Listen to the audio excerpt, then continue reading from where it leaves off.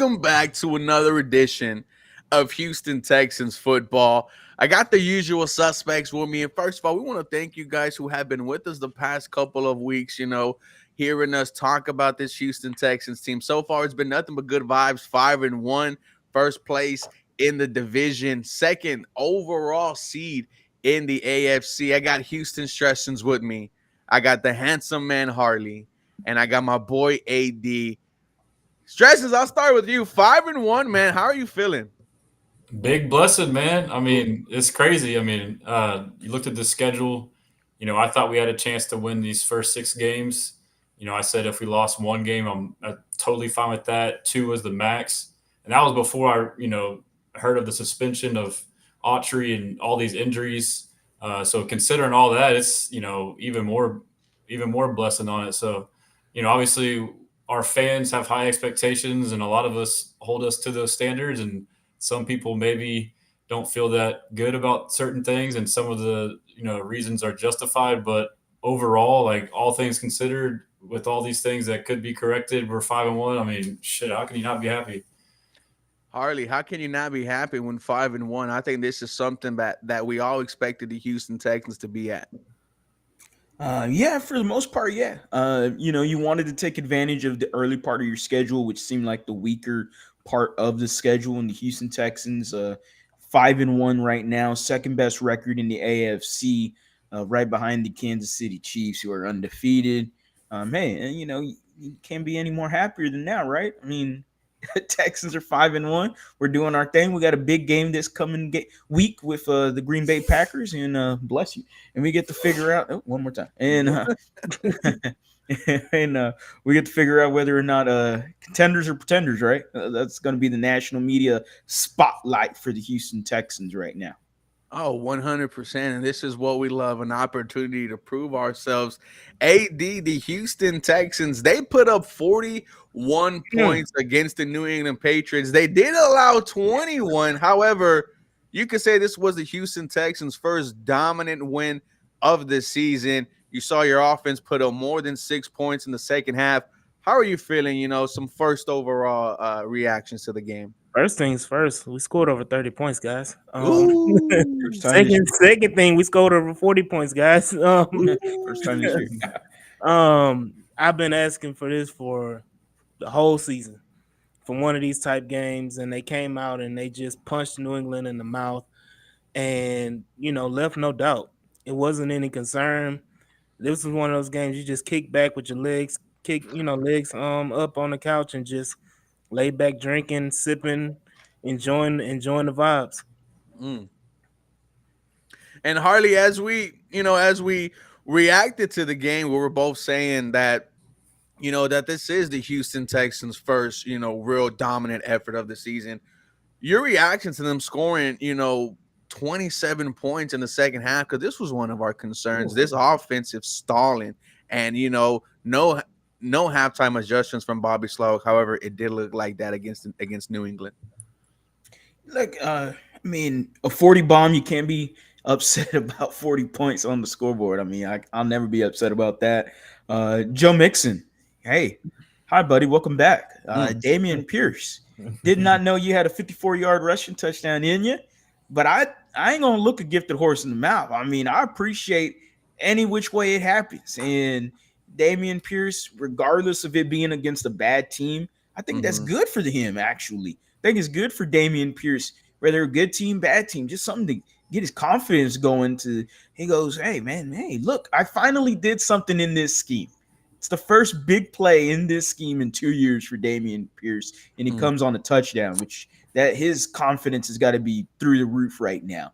So him, Joe Mixon, a combined 178. This is what the Texans want to do, man. They want to run the football. They want to be running the football, consistently doing their thing. Yeah, we got the three-headed monster wide receiver, obviously, Nico Collins, but the passing game is gonna do itself. All right, the passing game is gonna happen, but you get the run game going. Now you're getting into territory where, okay, awesome, we could actually run the football consistently and do it very well against hopefully bigger teams and better teams in a deeper playoff run.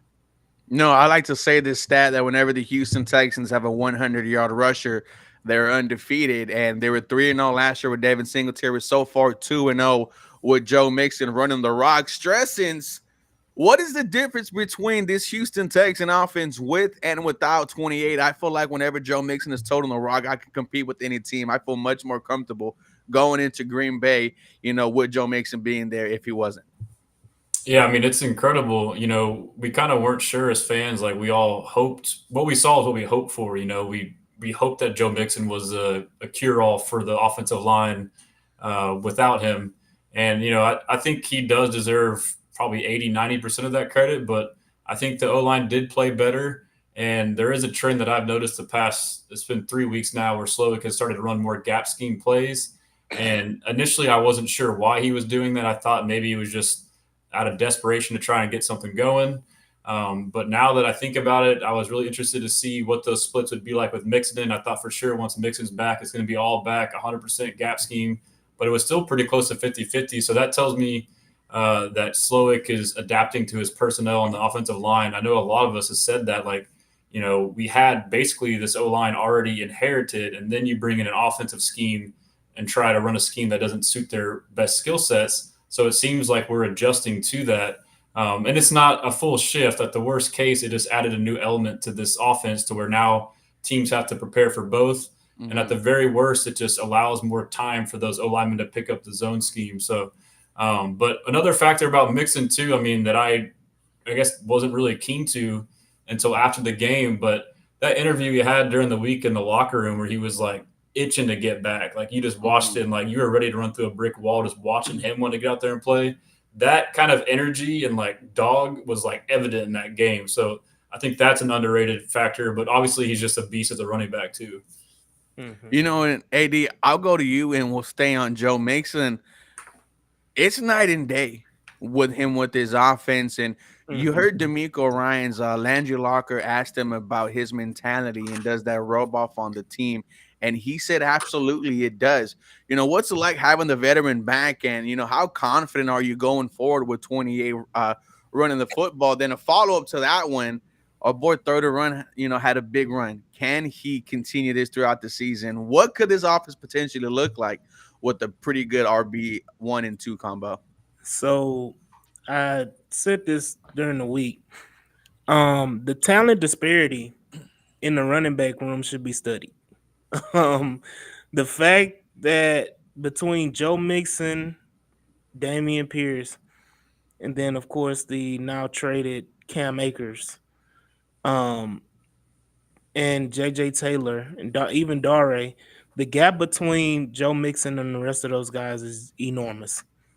The offensive line, they needed to do a little bit better, but what combats a misstep or fault on the offensive line is the running back knowing what the hell he's doing.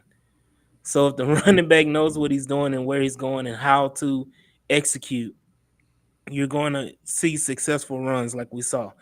Dameon Pierce, credit to Bobby Slowick for playing into Dameon Pierce's strengths. His best runs, including the 54-yarder, was, a similar play. Stretchens put it out there. Similar play to his rookie year on that toss pitch play. So giving him ideas and everything like that to execute. So, yes, having those guys in their running back room is going to immensely improve this offense. And, you can't help but love it. No, and then we just love that it was 31, man. Had a horrible year too. And, Stretches, when he put out that video, man, it made you like a little emotional, right? You see the rookie Dameon Pierce showing out there. Look at the towel. Look at the towel. Never doubted him, baby. Never a doubt. Harley, I think someone who had a pretty big day, an impactful day. Stephon Diggs, 6 receptions, 77 yards, 1 touchdown. Going against the number 1 cornerback on the Patriots, Christian Gonzalez. And, I think Stephon Diggs had a very impactful day. And, dude, I just love that he is a Houston Texan, man. Yeah, it's fun to have him on the team. Felt like a game within the game, right?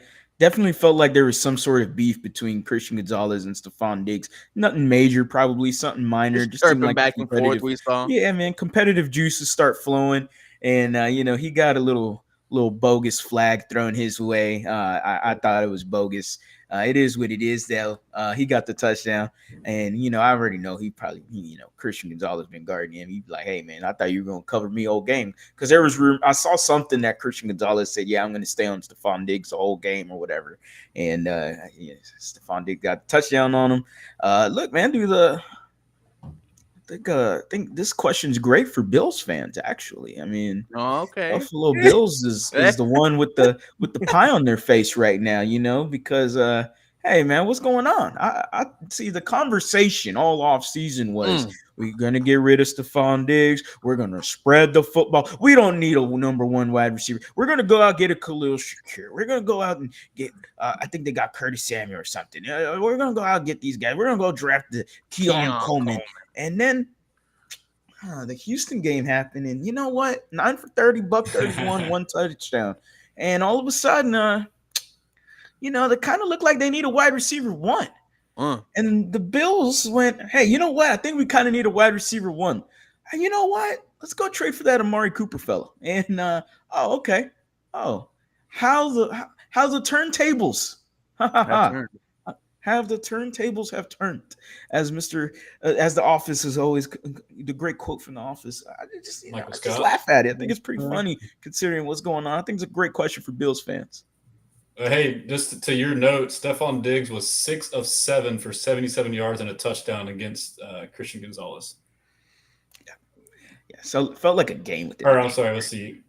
And Gonzalez is a pretty good corner. I'm sorry, not against Gonzalez. It says a bulk of it against Gonzalez. 4 of 5 for 39 and a touchdown against Gonzalez. But I mean, we'll give him 6 or 7. And Stretches, we'll stay with you, man. Your thoughts on this wide receiving core stepping up in the absence of number 12. We saw Tank Dell lead the team in targets with 7 catches, 57 yards, and a tutty. Man, I thought Tank Dell was about to just abuse the Patriots secondary. It looked that way in the first quarter. We're still waiting for that big game. But how did this wide receiver group play for you on Sunday? They played great. I was very interested to see, who would play where and what personnel groupings. And I was surprised we didn't see quite as much Xavier Hutchinson as I thought. But to me, it was a good thing. So basically in 2 wide receiver sets, my takeaway was that Bobby Slowick kept the 2 best receivers on the field, Tank and Diggs. So basically Diggs was playing the X in that situation when normally that's like a Nico or a Hutch, a bigger body guy. But I'm all for it. If you have a Diggs, you don't take him off just because he doesn't fit this grouping or whatever. And then I did notice too, when we were in 3 wide receiver sets, 11 personnel, it was a mix. Sometimes Diggs was still playing the X outside receiver with obviously Tank's been Z the whole time. And then Metch would come in the slot. And other times Hutch would go outside and then Diggs would go back to the slot as well. So I'm actually going to post a clip from a video of Andrew Hawkins kind of going over this same concept, but it's kind of like a silver lining blessing in disguise for Diggs. Whereas when Nico's there, basically Diggs is locked in as, the other outside receiver in a 2 wide receiver set and then primary slot in 3 wide receiver sets. But now he's able to mix around. We can kind of mix and match them to our advantage, whether it's outside, inside more often. So they all played great. It's just a matter of opportunities. We had talked about it before. It's a silver lining to kind of get guys going. And I think this week we'll get into against the Packers, but I think this will be a big game for both Diggs and for sure Tank Dell.